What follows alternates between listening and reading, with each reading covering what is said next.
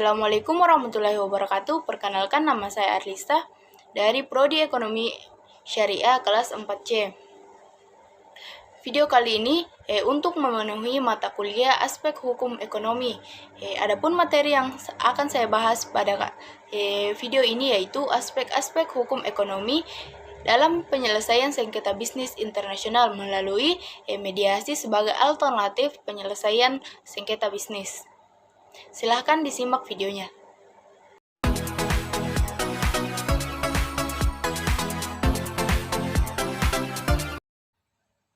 Yang pertama yaitu bagaimana penyelesaian sengketa bisnis.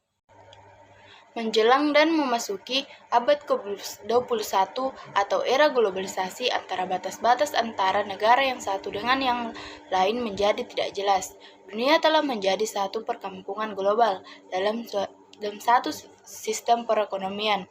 Konsekuensi dunia bisnis sebagai satu perkampungan global dalam satu kesatuan ekonomi tanpa batas, dengan sendirinya membawa bangsa Indonesia ke kancah bisnis global, perdagangan bebas dan persaingan bebas. Intensitas perkampungan dan perdagangan dan investasi antara masyarakat bisnis baik domestik maupun internasional semakin meningkat. Meningkatnya intensitas perdagangan dan investasi atau tidak hanya akan menimbulkan dinamika ekonomi yang makin tinggi, tetapi juga akan meningkatkan pula intensitas konflik-konflik atau sengketa di antara mereka. Menghadapi kondisi yang seperti ini, diperkirakan sistem peradilan baik domestik maupun asing akan mampu memenuhi kebutuhan masyarakat bisnis yang semakin kompleks. Penyelesaian melalui pengadilan kurang efektif dan efisien untuk penyelesaian sengketa bisnis internasional karena waktunya lama, memakan tenaga, memerlukan biaya tinggi, dan sering putusannya kurang memuaskan. Oleh karena itu, diperlukan suatu alternatif penyelesaian sengketa selain pengadilan. Dewasa ini di negara-negara lain telah dikembangkan suatu alternatif penyelesaian sengketa selain dari pengadilan atau arbitrase seperti mediasi, konsiliasi, mini trial, dan lainnya. Arbitrasi yang semula sangat efektif dan efisien untuk penyelesaian sengketa bisnis telah menjadi sangat formal dan kurang efektif.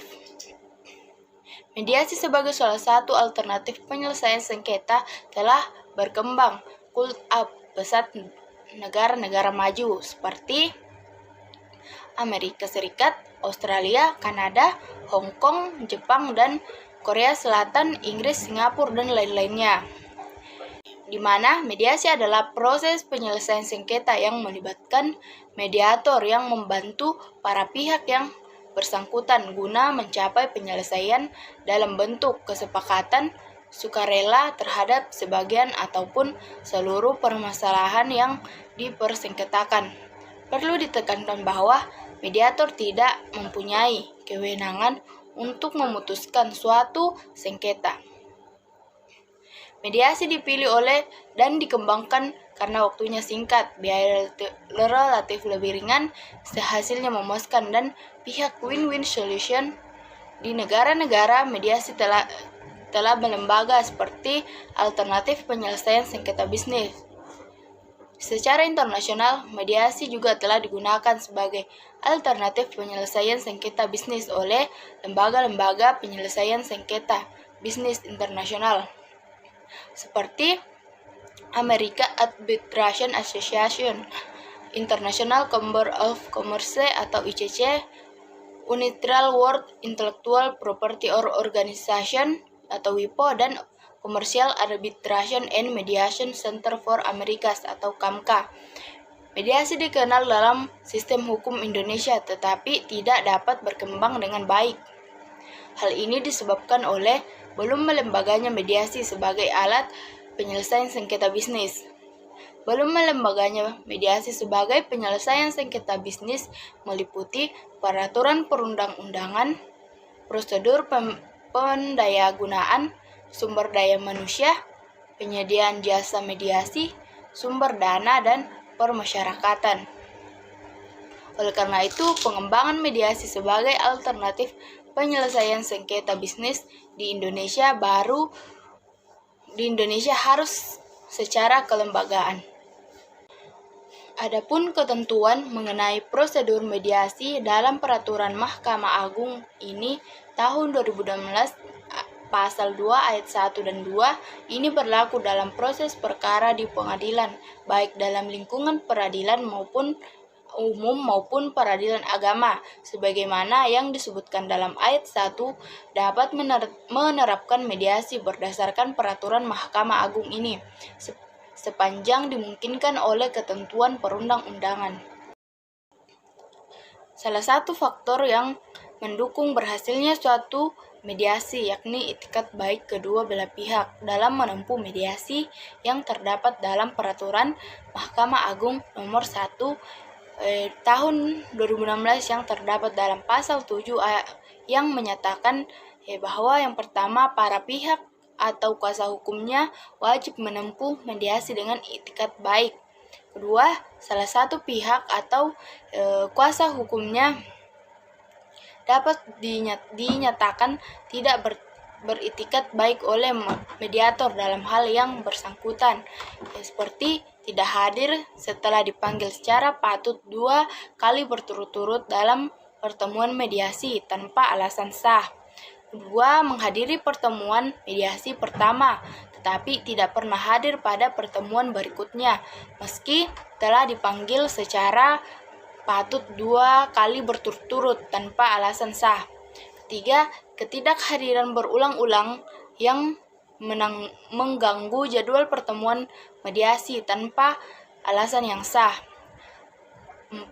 Mediasi pertemuan mediasi tetapi tidak mengajukan atau tidak menanggapi resume perkara pihak lain atau tidak menandatangani konsep atau kesepakatan perdamaian yang telah disepakati tanpa alasan sah.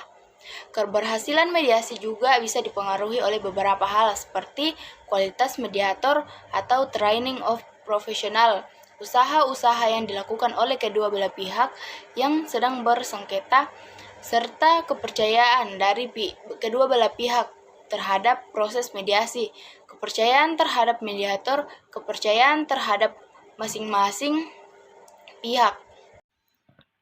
Adapun ketentuan dalam pasal 6 ayat 4 Undang-Undang Nomor 30 Tahun 1999 dapat kita katakan bahwa undang-undang membedakan mediator menjadi 2, yaitu yang pertama, mediator yang ditunjuk para pihak secara bersama dalam pasal 6 ayat 3 Undang-Undang Nomor 30 Tahun 1999. Kedua, mediator yang ditunjuk oleh lembaga arbitrase atau lembaga alternatif penyelesaian sengketa yang ditunjuk para pihak dalam pasal 6 ayat 4 Undang-Undang Nomor 30 Tahun 1999. Mungkin itu saja yang bisa saya jelaskan. Segala kekurangan mohon dimaafkan dan terima kasih. Wassalamualaikum warahmatullahi wabarakatuh.